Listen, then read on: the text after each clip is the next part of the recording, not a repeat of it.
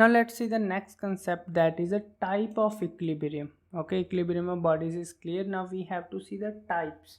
So if we are talking about the types of equilibrium of bodies, so first is static equilibrium. Static equilibrium means number of forces are acting on a body but bodies remain at a rest. Okay, number of forces acting on a body but bodies remain at rest. So when a body remains in a state of rest under the influence of several forces, for example, here two persons are applying a force in order to on this block. Okay, on this block or trolley they are applying the forces, but net force is zero. As net force is zero, so it remain is at rest. So now next thing is that dynamic equilibrium. Dynamic equilibrium means body remains in motion under the influence of several forces, मतलब बहुत सारी forces लग रही हैं लेकिन body motion में ही है, वो रुक नहीं रही है और ना ही वो तेज़ हो रही है under the constant velocity. So when body remains in the state of motion under the influence of several forces, that is called dynamic equilibrium. Here you can see, so net force acting on the body is zero. Net force is zero, but initially this trolley is in motion. That's why its remain is in motion. Okay, you got the point. So here initially is at motion, so that's why it is in motion. Now I think little bit idea you got from these examples. Let's do more example based on the static equilibrium and dynamic equilibrium. Let's see the example based on static equilibrium. We have an example in which book is placed on the table. Now we have to see the forces here. So first force is a weight. So this downward force is acting, that is a weight, and one more force is acting on the book by the table, that is in the upward direction, that is a normal reaction. So forces are acting on the body, so it means forces are acting and this body is state in the rest condition, means this body is in the state of rest. So forces are acting but this body is not moving, that's why this is an example of static equilibrium. Now let's see one more example. For example, this is, I am having a box. So from this side 15 Newton is acting and from the right side again 15 Newton is acting. So forces are acting on the box. Okay, forces are acting on the box but box will not move. As box will not move, so this is again the example of static equilibrium. Now let's see one more example based on the static equilibrium. This example is based on the moment of the force. Okay, for example, I have a two blocks. One is of 3 kg and another is of, for example, 1 kg. Okay, and the first, this is from the fulcrum distance is 1 meter. Okay, and this distance is, for example, from the fulcrum is 3 meter. So now let's calculate the moment of the force.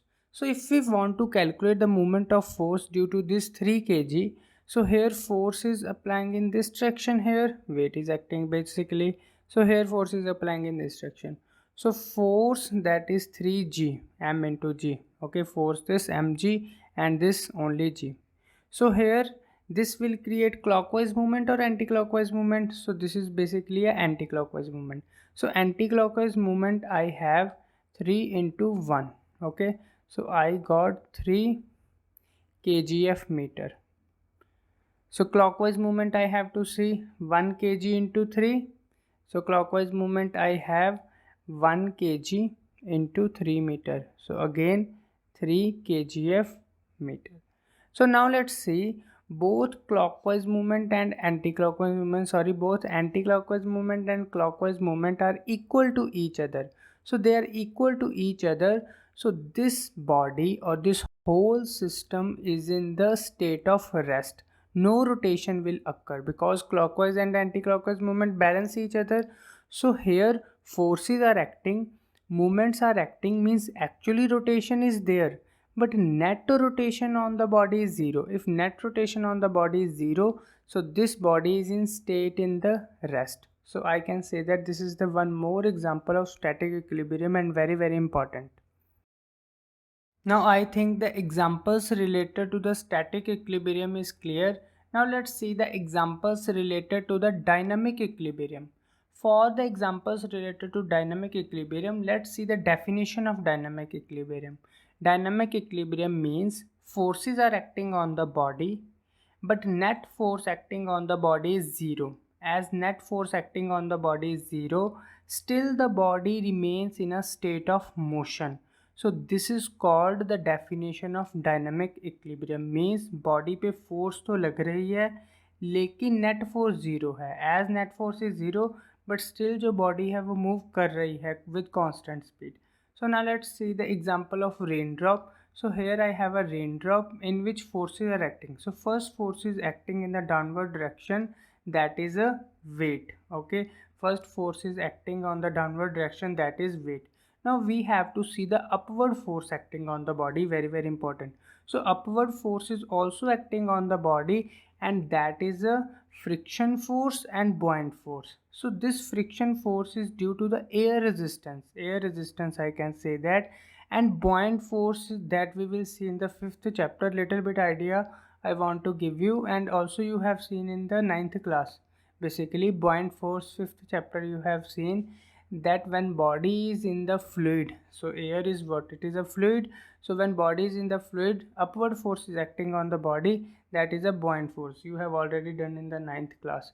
So here buoyant force plus friction force sum is equal to the weight, means these forces are equal to each other. If these forces are equal to each other, so net force acting on this body is, so net force acting on this body is zero. And net force acting on this body is zero, but still this body is in the motion. So I can say that this body is in the equilibrium but in motion, so in dynamic equilibrium. Now let's see one more example based on the dynamic equilibrium.